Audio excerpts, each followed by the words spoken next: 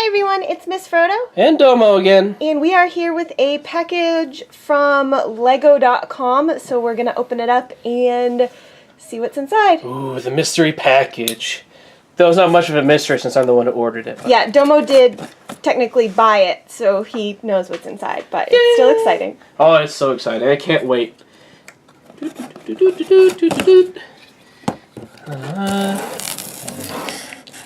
Alright, so...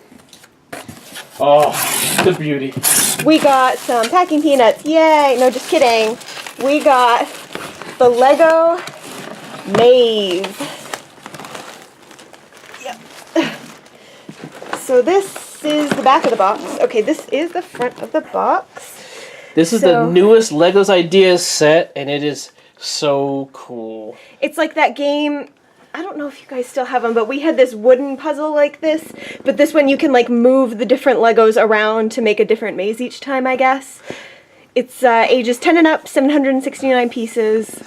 It looks super cool. I love. You have that cool kind of like the kind of that erector set connect sort of thing that they're using on the side for like the mechanism.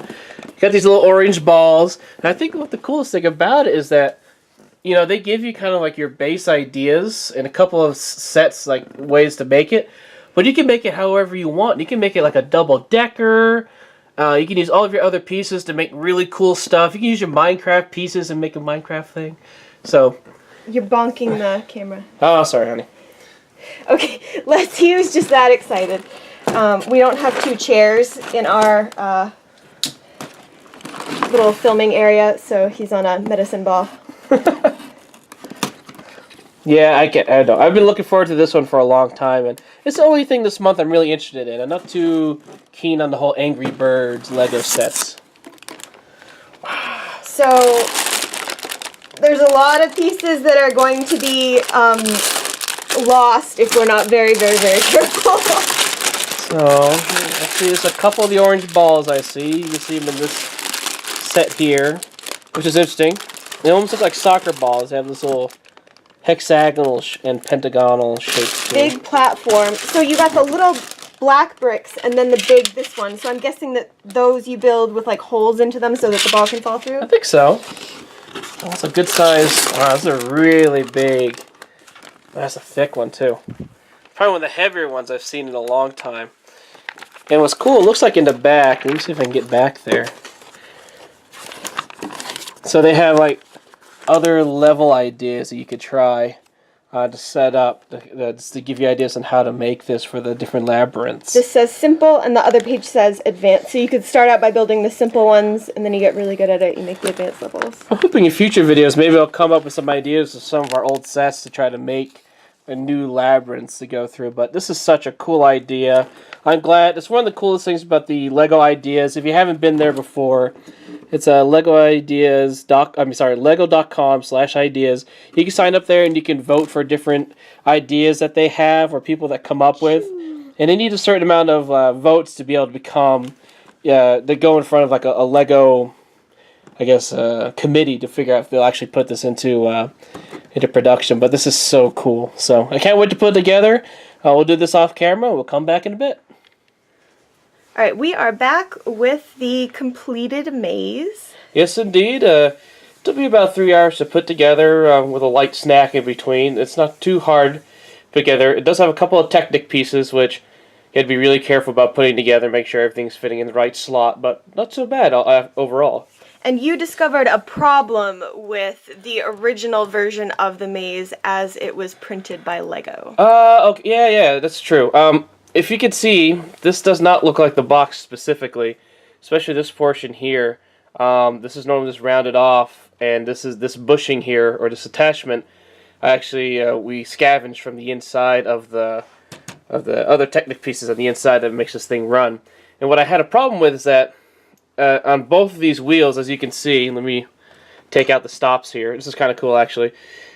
These are little brakes that keep the table kind of steady while it's being either stored or if it's just you're waiting to start the game. So there's one in these two corners. So you have this one and this one. What the problem was before is that depending on which side it was on, the way that it's built, you couldn't tilt it all the way one way and the other. It would tilt hard this way, and then it only tilt slightly to this direction. And same with the other one. It would tilt only slightly this way, so it'd be more like this. But you could go all the way down to that. And it's not too bad. I mean, sometimes I get caught in the corners. But if you really want to do what I want to do soon, which is to build things with ramps and maybe second stories, and not being able to turn completely to one way or the other really hampers your ability to go up ramps and get that kind of momentum that you need to play the game.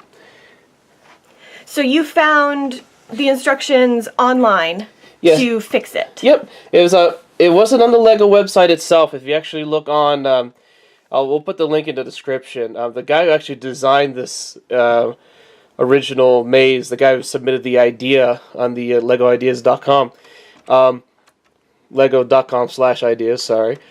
He actually has a fix, and you don't need any extra parts per se. To essentially what you do is you're raising this tilting platform up another peg, which gives you more space to move, which allows so it doesn't get caught up on itself. It raises it, what they say, 2.5 plate widths. So that also means that if you're going to use these things as stoppers still, you had to modify it and add some extra pieces so that way it's still tight when you're moving it, so it's all locked out. And so I kind of cannibalized a couple of other kits that I have to make this work so that way it all sits nice and flush. So let's see how it works now. So this is, again, the modified version, so it actually works like it was originally intended to, not the way that Lego screwed it up. Yeah, I wouldn't say you screwed it up, it's just kind of an oversight. I mean, it still works, it's just not as well. Wait, you just put away the ball. Oh, sorry. Yep. I thought you wanted to show the inside. Oh, I was going to just give it a shot first. All right, well, good luck to you. This is actually very hard to do. Yeah, I'm not very good at it. Turn up. We made it. We made it a little bit. Okay. Tilt it towards you a little bit. There you go. Oh, yeah. All right. Don't think about it. Just do it. Okay. Okay, the flat pieces, it moves a lot faster than it did on the wooden maze I had as a kid. The wooden maze, like, I also don't think there were as many holes. The nice thing about this is it doesn't actually drop down into the bottom of the maze like the wooden one does, so it's easy to pick it up and reset it, but it moves really fast. I almost wish there was like a little more traction on the maze. I know that Lego can't really do that with the pieces that they have. All right, let's show them what it looks like on the inside. Okay. So this is the actual plan that was this is, I guess, the beginner's plan that was first inside the set. There's another I guess board that I'll show you later once I finish putting that together. It's more of like a castle idea, and I think that's what's cool about it. It's so modifiable. So if you reach up underneath here, you can just push this right out, board and all. And so what it is, it's really just a big black board, bunch of little large boards kind of put together and make a larger board. And you just pop all these off and make however you want it. You can, like I said, I'm thinking about trying to do like a second story on it. You can put stuff around the perimeter. You can do a lot of cool stuff with this. You can make it as tall and as wide as you want. Or, yeah, you can make it even taller and just keep on building up on it. If you want to make it a little bit deeper. There's a lot of cool stuff with this, so I like it. Also put more blocks on these things to make it easier if you're having a tough time. True. If you need like, it's kind of like when you're playing bowling, they had to put up those rims for people who, just get gutter balls all the time. That sort of thing and make it easier. Yeah, I like those. The bumpers. The bumpers. That's what they're called. I never used them, so. All right, so if you look on the inside, you can see there's a couple of Technic pieces. You have these two wheels on the side. And on the inside, you can see that there's, when I turn this, it's connected to the inner, I guess, table, and it tilts it up like that. And same for the other side, except the other side tilts the outer table, which moves the entire thing itself. Let's see if I can easily do it like that. Yeah. And that's how you get the motion out of it. It's a really cool design, and I love the way that they did it. You can also see here, if you look closely, right here and right here, I'm missing that piece that I used up here to raise the tilting table, so that way I don't have that tilting limitation problem. But again, we'll show you. I'll put the link in the description. The guy does a really good job showing how to fix it. It doesn't take very much. It's really easy to change it out, and again, it doesn't use any extra pieces. He should be an engineer if he's not, because this is impressive. It is really cool. So we'll be back in a bit and show you the other table that they have. All right, we are back with the second maze, I'd say. Yeah, the second one that's in the book, right, not one that we made up ourselves. There are a couple other ones in the book, but this is the second of the main ones that are shown. This one looks like, I guess you'd say it's kind of medieval or pastoral in theme. It has kind of like little castle-y looking things. I think it looks pretty sweet. I like the little Monopoly houses. The Monopoly houses are sweet. I think it's a really cool little. It's just everything's just such like that micro scale. It looks great. Kind of looks like the architect pieces where everything's you kind of know what it is, but it's all really teeny tinies.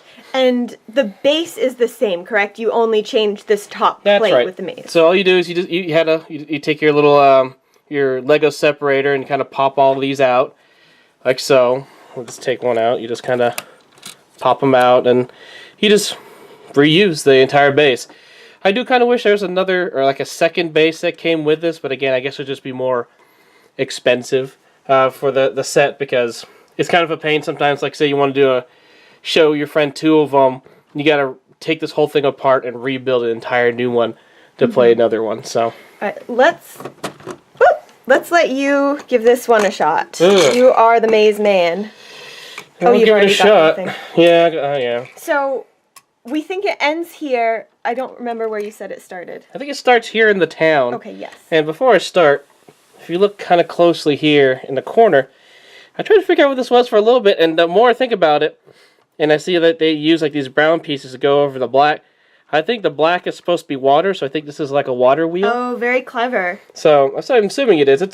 This one's a lot easier to play, I think, than the first one I made. Definitely. It's a little bit less bad spots, so let's see what I can do. Alright, so start at the town, go around the pond, come across here, nice and easy. Oh, no, of course not. Alright, take two. Let's try this again. Of course, when I'm not on camera, I've been able to finish this every single time. Alright. And the controls are actually really responsive ever since I switched it up. So it's not bad. Oh, and then, this is the fun part. But I'm going to pretend it's like you had to go around here to this weird church thing, because otherwise you can just bypass everything. Well, that's the fun way. It's like playing putt-putt. Oh, yeah, you take like the secret shortcut? Yes. But I think the reason why you want to do that is, once you get up here, well, maybe, turn, up here, down. See how it sticks in here? Oh, I see. I think it makes it a little bit easier to go through the drawbridge. Unless I do that. There we go. Alright, you got it. There we go. Yay! Come across. Even this guy out a little bit. Down, around, up. Down. Alright. This is the hardest part, I think. Yeah, it definitely is. There it is. And back in the water. Oh well. Not bad. Yeah, definitely. That other one, I couldn't get it to do anything at all. I feel like it was just too flat, and here there are enough barriers that you can actually make it through it. And this is, like I said, I think it's one of the coolest sets I've seen in a long time from LEGO. It's so different from anything else I've seen. It's a lot of replayability. It's definitely one that's worth getting. Though I would definitely recommend to go to that website we have down in the description to essentially elevate this tilting platform. That way you have kind of more angle or more turning angle to play on. Because otherwise it's kind of a pain, I think. So. Alright, so we'll leave you here with this one. We might try to get some more different variations of this up on our YouTube at a later date. Yeah. I'm going to try to do like a multiple story one, where you actually have like ramps that you had to go up, and then I kind of want to do you had to make a jump to the other side is my thought. Oh, I'd love to see you do that. Alright, well maybe we'll use some of our old pirate and spaceman Yes, in I'm it, liking that too. idea. You can just, I mean, you could literally stand people on any of these things if you wanted to. Yeah. Sort of like a little chessboard, except not. So it's going to be a lot of fun. All right, well, thanks for watching, everybody. Bye! Hope you enjoyed the video. As always, please like, subscribe, and comment below. Thanks for watching Miss Frodo's Toy Horde. Bye!